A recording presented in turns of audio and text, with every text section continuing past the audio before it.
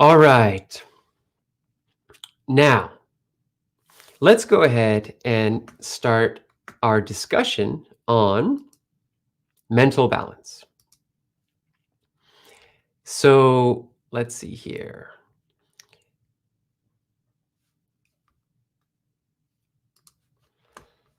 All right. Um so let's talk a little bit first about why we need mental balance. What do we mean exactly by that? So, one way to look at it is that we human beings, according to our tantric philosophy, we believe that this is not the first lifetime for us. This is not our first time that we've been alive on this planet with this consciousness, with even with this mind. Our mind has traveled from lifetime to lifetime in previous bodies of all shapes and sizes and types. Imagine that this mind of yours before this body was in another body. Well, what body could that have been? It could have been another person. It could have been an animal. It could have been a plant. It could have been a mineral. And imagine what that mind experiences in those different bodies. For example, let's say that you were an animal. So an animal, you know, in that body, it's a different body than a human body. And so different propensities are more pronounced in these different bodies. So in a whole lifetime, you could have just spent it thinking about food and not having food, and shelter and running away from predators and never a moment of calmness or stillness because animal life can be very torturous. Think of, I saw a Facebook video where, people are leaving out food for raccoons, that live near their house, and they feed the raccoons all the time. They leave food for them. The raccoons come and eat them. I mean, these animals, how they have to, during winter, they have to struggle for food and struggle to raise their offspring, and never having peace, tranquility, going through so much hunger. So you see, when your mind is subjected to something like that, and now it enters a human body, the samskaras that we say, the impressions of those past circumstances are still in that mind, and they manifest in our current body, in our current reality, in ways that we don't realize. They're pretty much what's in the subconscious, as Western psychology would say. It's the subconscious mind that in a large part dominates our reality. If we're not very aware of our conscious mind. So you see, why is it then that we have so many imbalances? Why do we get angry so easily? Why do we have physical addictions and mental addictions and so many ups and downs and insecurities and desires? And because in many ways, because of our mind that has traveled on this long journey of different forms and different realities and shapes who you are today. I mean, look at people who have trauma, childhood trauma, and how in their adult life they suffer from anxiety and depression. Well, of course they do, because of that childhood trauma. But you not only have childhood trauma, you have trauma from animal life, trauma from insect life, trauma from plant life. Doesn't seem too violent there, but we don't know. Imagine you're a plant. You can't move, and then suddenly you get a human body. You're gonna move all over the place because you have so much more facility now. So we have to sort of come to terms with that and accept that about ourselves and be compassionate with ourselves, but learn to balance our mind. Just like a person that has anxiety and depression because of past trauma has to learn now to, to heal, to be more balanced, regardless of the struggle from the past. So, what do we mean by balance? We mean learning to balance the three, to name of just three aspects of ourselves. We're part animal, okay? Because you see, although we are human beings, we share a lot of characteristics with animals, a lot. And I'll start talking about that a little bit more today when we look at the first chakra. But for example, as human beings, we share with animals the need for food, for shelter, for procreation, for sleep, the feelings of fear and uncertainty. We share those with animals. So that's our kind of animal side. And then we have our human side, the whole mental thing of like wanting to fly airplanes and buy houses and make money, and that ego that wants to do a lot of things that human beings do. And then we have our spiritual side, our divine nature, our aspirations toward the supreme, toward oneness with everything. So you see, we have to learn to balance those three things in our life: our animal self, our human self, and our spiritual self, our godly self, our divine self. So a lot of times we look at it as what's the word? Going from point A to point B. And we say going from imperfection to perfection in Tantra. So in other words, taking all of our base instincts and learning to perfect them so that we can channel them toward the supreme. So today, though, I'm going to offer something new. I'm not going to say, let's perfect ourselves and go from animal to human and from human to divine. Rather, let's balance the three. Let's learn to balance the three. That balance is like our baseline. And then from there, we can do the effort. We can do the much needed effort to really take our human selves toward our divine selves more and more, and ultimately go from human to God, from unit consciousness to supreme consciousness. Okay?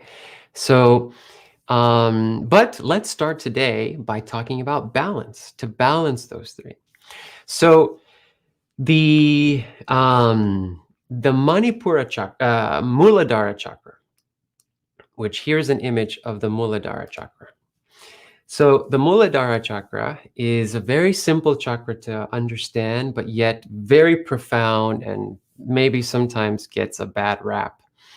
Today, I won't talk about, like the very specifics of the chakra. I just want to focus on the 4 petals that you see around it and what those 4 petals mean, because each chakra has a certain number of petals, and those petals, they symbolize a different human propensity.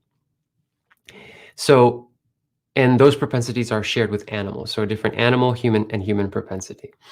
But this first chakra, those first 4 petals are really interesting, really interesting. And sometimes this chakra is considered to be like the chakra of desire, because our base desires are there. The root of our desires is here. But I like to look at it as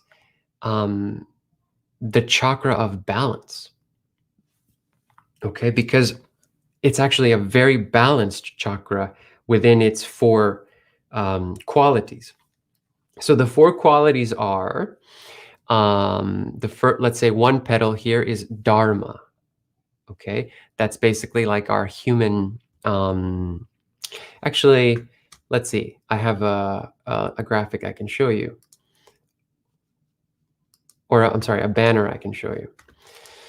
So the 4 petals of the Muladhara Chakra represent Dharma, higher purpose; Artha, intellectual desire; Kama, physical desire; and Moksha, spiritual desire. So it's easy to remember. I hope that you'll write this down, and I hope that you'll remember this as a way to help you find more mental balance. So Dharma is the higher purpose one.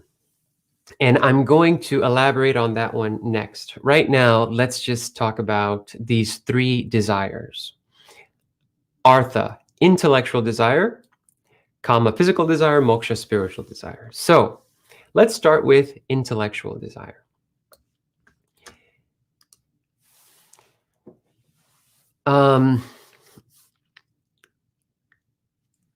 It's when we are trying to live a better life, we we all know that it's important to find balance. And there can be many different ways that you can approach that. But here's one way. I think it's kind of like a base way.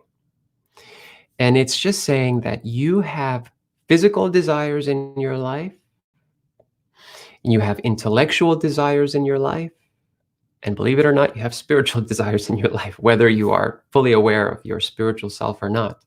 Some people are atheists, right? So they are more concentrated on their physical desires and their mental desires. So balancing these 3 in your life as you plan your life is important. Okay? Some people, for example, they are too concerned with their material gain. They're too concerned with, they want to make sure that they make as much money as possible so they can have all the physical things that they desire: a nice house, the car, the food, the money, the things, the luxuries of life that bring sensory pleasure, right? Like nice vacations, nice clothes, social settings where I can see beautiful people and beautiful things. And so though that sort of life planning, that kind of mental model for your day or your life is limited because it is only in the realm of the physical. You are just touching, in that time, your chakra, your first chakra is imbalanced because you are just focusing on one petal. One petal there is getting all the stimulation, is doing all the work. Okay? And so as you plan your life, or let's take the example of mental models, like in the morning, that's actually a very good tactic, is to every morning close your eyes. Of course, we yogis close our eyes to do our meditation, but this is helpful. This might be more common for people that are not spiritual, but yet still do some kind of visualization in the morning. They might close their eyes and gain a mental model of their day ahead and everything that they're going to do one step at a time. And I encourage you that after your meditation, you do that exercise. It's really helpful. But I'm not going to go into too much more detail about how mental models work, okay? We can do that another time. But suppose in a mental model, you are only concerned with your physical needs throughout that day. At this time, I'm going to eat. At that time, I need to go here. I'll be going to work and and it's a lot of sort of just the physical stuff. It's not enough. It has to be compensated with also intellectual pursuits. So as you plan your life, you need to make room for your intellectual development. All these people recommend, it's a wonderful, what's the word I'm looking for? Keystone habit to make time, organize your life in such a way that you're always learning. You're always reading, expanding your intellect. If you're a musician, you do that all the time. You use the mind, the intellect to create songs. And of course, you also use intuition for that. As an artist, as a writer, as a teacher, in whatever profession that you are in, there's Always, in whatever job, there's an intellectual pursuit there, an intellectual activity. So deepening those things, expanding those things is more important than physical expansion and physical acquisition. Okay? It's also a lot less harmful to society. When people are too caught up in their physical desires, you run the risk of becoming greedy. I want all the food, I want the best foods for myself, the most money for myself, the most property for myself, the most land, and so much, and all those tendencies of accumulation are kind of rooted in physical desire. But when somebody overaccumulates, now this is the extreme, right? And they end up hoarding a whole bunch of land or wealth, then you take away from this collective. Because if you own, what's his name? Bill Gates, he's the largest landowner of farmland. Not only is he one of the richest people in the world, but he is the largest owner of farmland in the world, or in the United States, I think. And we're talking thousands and thousands and thousands of acres of land, of farmland. So when somebody owns all that, well, then the rest of us can't get anything. I mean, I own some land, like very few compared to Bill Gates. And so then somebody has claimed it. It isn't available for everybody else, and everybody should have access to some. If you're Native American, you know that that's bullshit. Nobody owns land, right? The idea of private property comes from Western culture. But anyways, besides that, so you see the physical accumulations, not only physical desires, if you have too much of that, not only is it a personal imbalance, but then you imbalance society when you're too greedy and you become selfish over physical things. So it's better to develop your intellectual side, because then everything that you gain is not physical, it is mental, and it doesn't hurt anybody. Memorizing, knowing a lot of things is not going to take away from somebody else's survival. It's just going to enrich yourself, and it's going to also enrich others by you sharing your knowledge.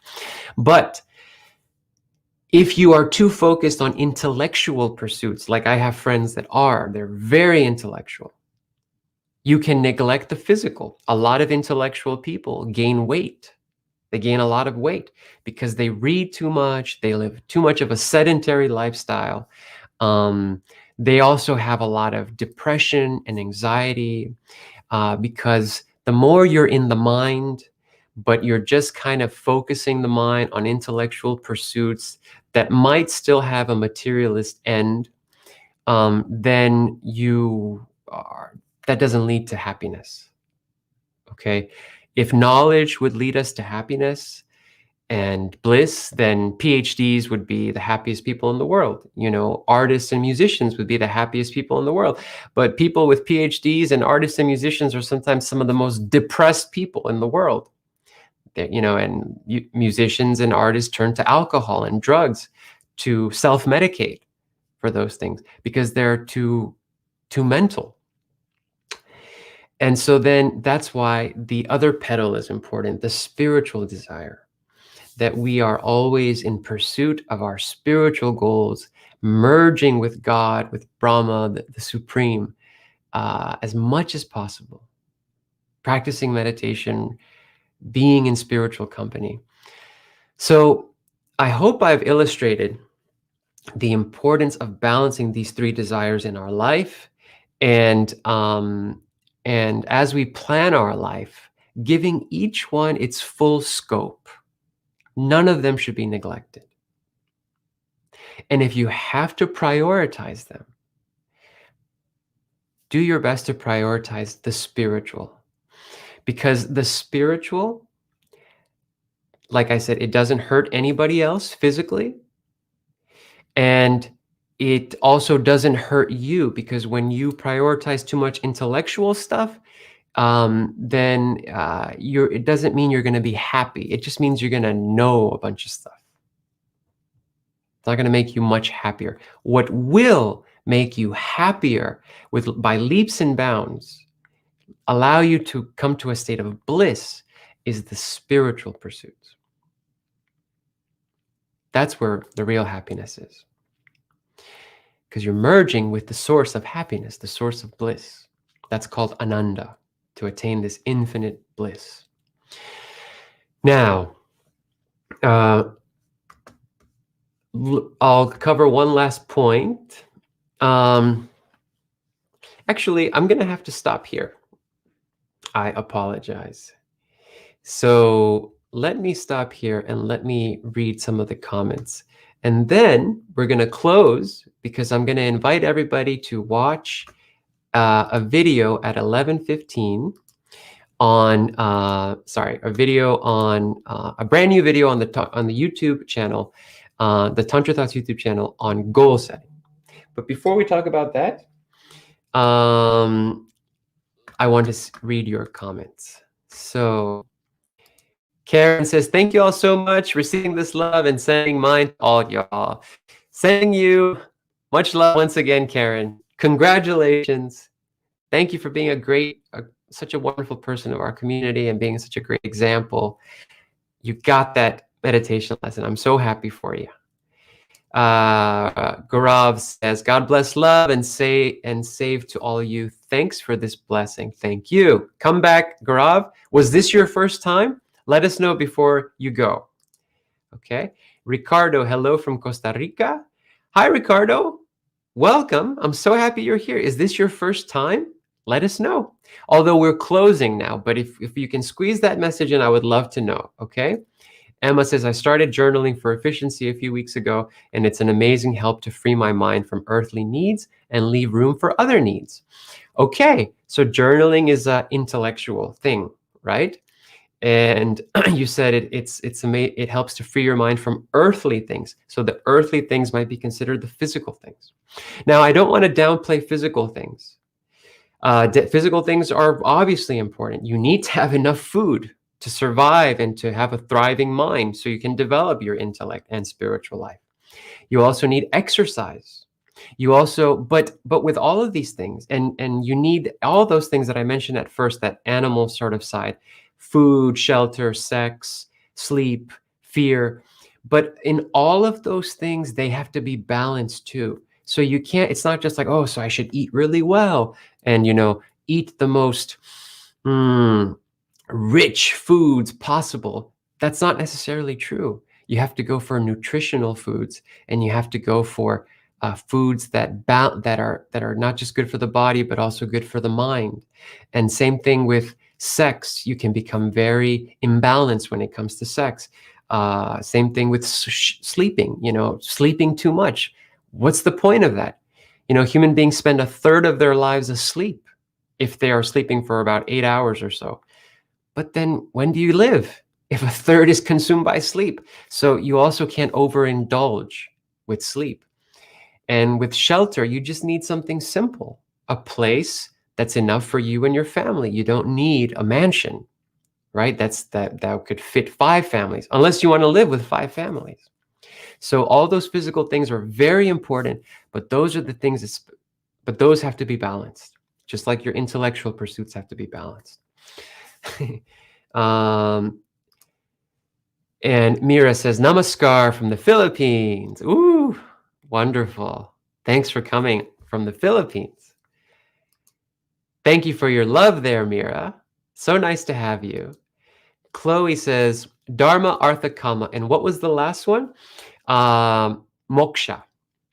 Moksha. Good job. You got the words. Excellent, Chloe. How many times have you been here, Chloe? Please let us know. Okay. We have here Jamila. Thank you all. Thank you, my dear sister. I love you very much. And I love you, Karen, very much. All the best to the both of you. Okay. One day you'll get your second lesson, and then we will celebrate that. And Kijan says, Saludos, is the 4th petal higher purpose a result of a balance of the other 3? Good question. No. No, that one, let me show you the picture now. That 4th one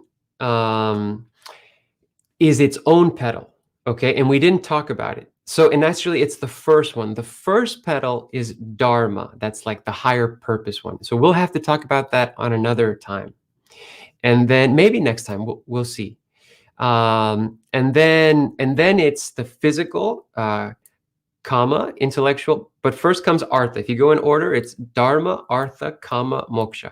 Artha is intellectual, Kama is physical, Moksha is spiritual. So it's its own thing, Kijan. Okay? Thanks for your question. Then we have Graciela, who says balance. Absolutely. That'll be our word for today. Okay? Balance, and think of that first chakra as not just your chakra for desire, but your chakra of the balance of desire. Okay? And Chloe says, first time today, but attended other meditations. Oh, okay. So with another teacher, that's great. Okay, maybe with Dada V or Dada Navanilananda. Dada V is short for Vishvarupananda. Let me know, okay, Chloe? But we're going to close. And now I want to invite you all. Thank you so much for being here. I want to invite you all to take this party over to this link. Okay, let's take this party over to the Tantra Thoughts YouTube channel, where in 2 minutes, I'll be premiering a new video on goal setting, which I hope you'll find very helpful for your intellectual pursuits. Goal setting, okay? New video on goal setting. Here's the link. Oh, I hope I did that correctly. Let me try that again. Let me double check if that was done correctly. Yeah, it looks like it's okay. So everybody, we're going to close meditation now. I'll see you next Saturday. Go ahead and come back. I love you all very much. And one last request: when you come to the video that we're going to watch now, it's starting soon. Please start. There's a comment section underneath the video, and there's also a chat. Please go ahead and leave me a comment as soon as you're done watching the video. Just your first thought about it, whatever you enjoyed or didn't enjoy, just go ahead and drop a comment. Okay. All right. So I'll see you all next week. I love you, and namaskar.